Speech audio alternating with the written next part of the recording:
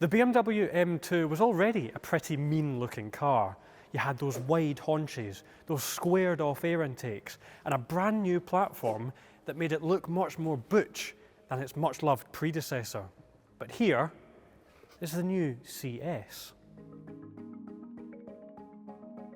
Aside from some subtle, more menacing touches, like this brand new front grille, that beautifully integrated rear ducktail spoiler, and those bronze-coloured alloys, you get an extra dollop of power and performance over the regular car. It sounds interesting, so let's take a look at it. The iconic CS badge is no stranger to the BMW M2. This lighter, tauter, track-focused edition first appeared back in 2020, and it received almost unanimous praise. The CS badge itself goes as far back as the 1960s, with the 2800 CS.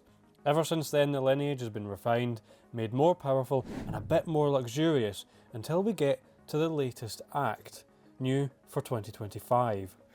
With such a rich heritage, there's plenty of pressure on the new M2 CS to perform. But it's got plenty of tricks up its sleeve to convince you that it's a worthy part of the family. So let's start with weight saving, because after all, this is a CS car, and that's what they stand for. So various different components, such as the door mirrors, the roof, and the entire boot lid are made out of carbon fibre. Now they all add up, which means that this car weighs 30 kilograms less than the regular one. Every little helps. Less weight is always a good thing. It means the car can be more responsive when you put your foot down and when you're going around a corner. It means the car isn't as harsh on critical components like the suspension, and it means, if you care, that it's more economical. What you will care about is the extra performance and kit you get over the regular car. Thanks to some reworked internals and some CS-specific engine mounts, this 3-litre straight-six petrol engine now produces 523 brake horsepower and 479 pound-foot of torque.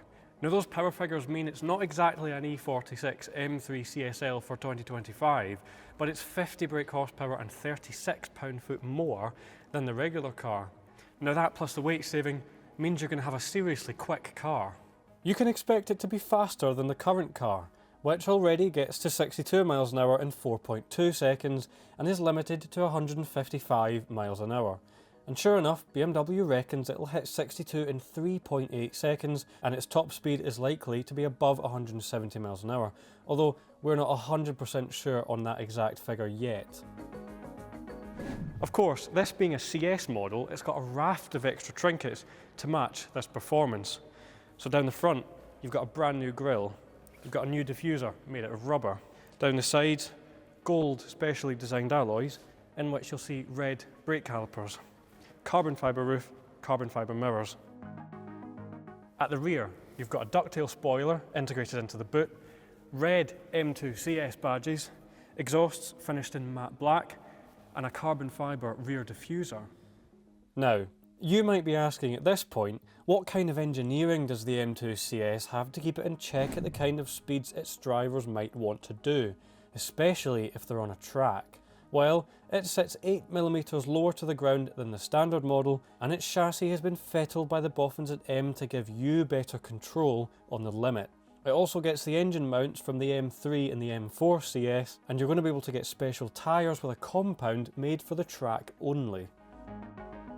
Given all this performance paraphernalia outside, you'd be forgiven into thinking the inside of the M2 CS is like some James Bond baddie's lair. Not quite. It's quite similar to the standard car inside, but you do get a fair amount of CS treatments for your money. The steering wheel is upholstered in carbon fibre. You can also have leather. It's got a little red check mark at the top to help you keep it in the straight head position. There are as many CS badges as there is panels of carbon fibre. There's carbon fibre here on the centre console and on the dashboard. And these carbon bucket seats have red contrast stitching, and they're electric and heated, because obviously.